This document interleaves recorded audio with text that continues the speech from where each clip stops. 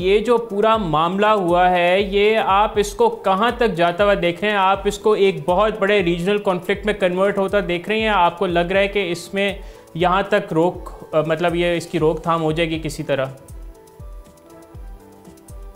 देखिए जी, कल अगर आपने देखा होगा कि ईरान के फॉरेन मिनिस्टर बागची साहब ने जो स्टेटमेंट जारी की तो उन्होंने ये कहा कि अमेरिका इसमें इन्वॉल्व है। पहली बात तो इट मीन्स के ये ईरान बेसिकली प्रेशर डाल रहा है अमेरिका के अंदर ऊपर कि आप और दुनिया को भी बता रहा है कि हम पे सिर्फ इजराइल की तरफ से हमला नहीं है, अमेरिका भी इन्वॉल्व है, so on and so fourth. एक बात तो ये होगी। दूसरी बात इसमें ये है कि क्या ईरान अदर देन इजराइल जो अमेरिकन और ब्रिटिश इंस्टॉलेशंस हैं या जो उनके जो डिफेंस इंस्टॉलेशन है उन पे क्या हमला करेगा, ये एक दूसरा सवाल है। अगर तो ये करता है तो जारी बात है प्रोलॉन्ग होगा। हाँ, दूसरा आपको पता है कि एक जैसे कहते हैं ना मिसकैलकुलेशन करवाने की कोशिश की जा रही है। इंडियन मीडिया इस वक्त बहुत ज़्यादा फेक न्यूज़ फैला रहा है। फेक न्यूज़ डिसइंफॉर्मेशन के जरिए पाकिस्तान को भी बीच में ड्रैग करने की कोशिश की जा रही है। हालांकि हमारा ये एक प्योरली आपको पता है ईरान और इजराइल का जो कॉन्फ्लिक्ट है इसकी एक हिस्ट्री है, इसका एक पॉलिटिकल डायमेंशन है, इसकी एक आइडियोलॉजिकल डायमेंशन है। हमारा इससे कोई लेना देना नहीं है, लेकिन इस हद तक भी ड्रैग करने की कोशिश की जा रही है। सो लग ये रहा है कि फिर मोमेंट तो ये नई इशू जो कॉन्फ्लिक्ट नहीं फैलेगा, लेकिन अगर ये चलता रहा कुछ देर कुछ हफ्ते तो जारी बात है चांसेस जरूर मौजूद है। बिल्कुल। अच्छा कमर चीमा साहब, ऑब्वियसली फिर अभी जो है मतलब कल डोनाल्ड ट्रंप साहब का भी स्टेटमेंट आया कि उन्होंने जो है वो इजरायली जो वज़ीर आज़म हैं बेंजामिन नेतन्याहू, उन्होंने कहा था कि मैंने उनको कहा था कि इस वक्त ईरान के ख़िलाफ़ जो रिटेलिएशन है या हमला करना है वो सही वक्त नहीं है।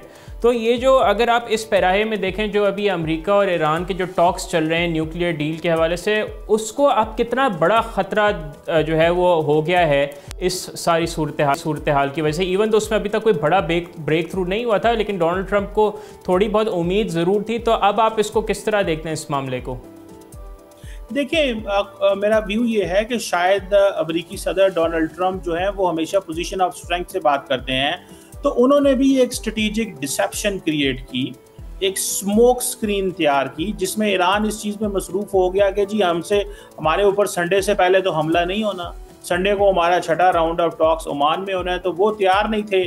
और यही वजह है कि इजराइल ने हमला 2 दिन पहले कर दिया। तो वो जिस तरह अमेरिका डिप्लोमेटिकली एक ट्रम्प साहब डिसेप्शन कर रहे थे, इसी तरह इजराइल भी उसमें इन्वॉल्व था। और अगर आप देखें तो अमेरिका ने अपनी पूरी मदद उसको दी, इस सेंस में ये कहते हुए कि जनाब हम ने कहा था डील कर लो, लेकिन उन्होंने डील नहीं की और हमें हर लम्हा पता था गो कि हम इसमें इन्वॉल्व नहीं है, so on and so fourth. अब सवाल ये पैदा होता है कि इंटरनेशनल लॉ की वायलेशन हुई।